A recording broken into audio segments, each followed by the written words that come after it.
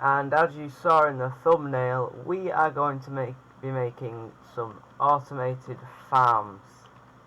And I'm just going to hide that from view.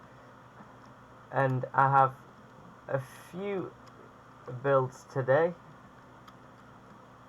One for expanding this region, but some to start us getting into the village, and we can then really start having the transformation of the village. But I've been collecting quite a few resources. As you can see, it's day 164, and I've been doing quite a bit of work with blocks and with everything else. As you can see, there's 2 new farms over here, just to make it feel more like a farm and less empty. And I really like how these looked, especially with the different blocks for the leaves.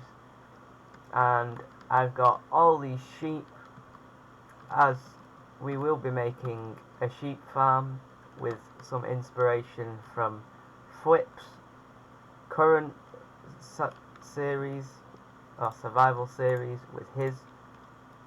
And the major change around here, which I never got to make the episode for, is my survival house that we just came out of.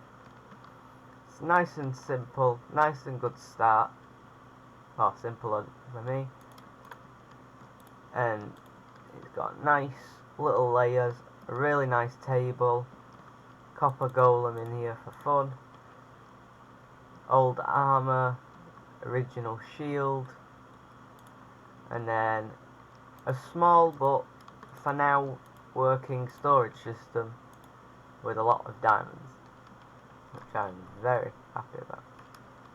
But then up here we have the balcony, which will have more interesting things to look out of later on. And upstairs we have the second level, or the third or second level you could put it as, and the bee, which is going to get trapped as soon as I go through here, and there's no way he's going to get out unless he wants to go down. Oh, no, okay. You're stuck here now, bee. This is your new life. Looks like I have a pet. Anyone want to come up with a name for this bee, and I'll name tag him, because he is going to be here the whole time.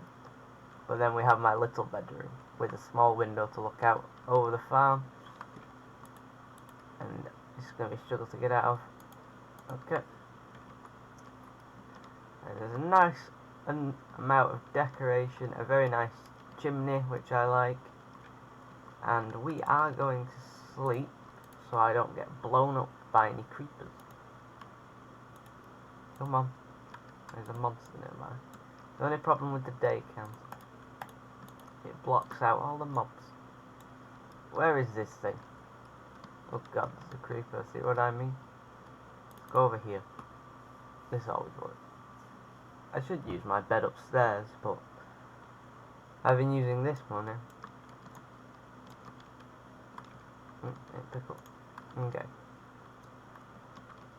There are just a few more wood blocks that I do need, so we will have a collecting blocks montage, and then I will see you in a minute.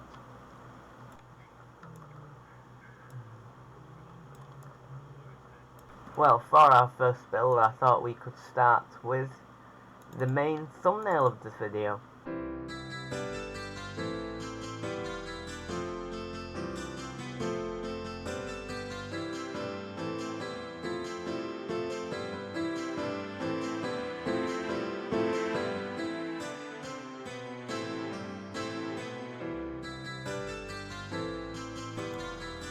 And that is the two builds for the thumbnail done. So let's jump into this and get it over and done with so we can work on the last build of today's episode.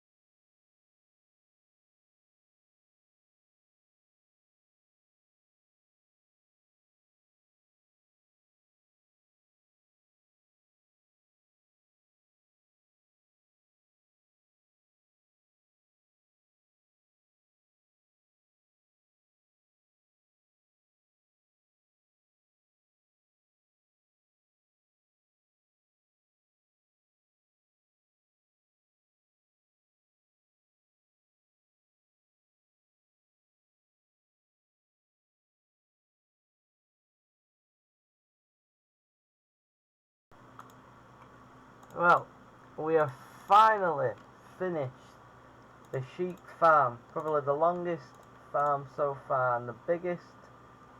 Took a few in-game days. And I have already got all the sheep in, which have already been collected. What? Ah! I don't need you to blow up in there, creeper. Jesus. No way. No. No, I don't need you. No. Please, no. I gotta break line of sight with this thing. No. Oh, that gave me a heart attack. That gave me a heart attack.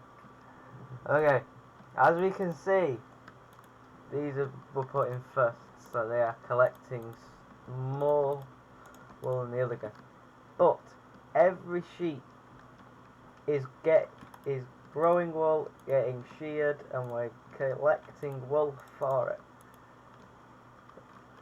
So now, any builds where I need wool, like the next mega build I have planned for this survival series, I can now supply myself with enough resources of wool to do it, as they should always be active and collecting wool while I'm over here. Same with the pumpkin and melon farm, which may not be fully grown yet. It is. We are gaining pumpkin and melons from the melon farms, the pumpkin and melon farm, and also over here I've realised I was correct. This does work, and it does collect sugarcane. All the sugarcane gets collected. So, thank you for watching today's episode. Every farm is 100% efficient with getting the resources that it gets, not missing any, hopefully. And I will see you in the next episode.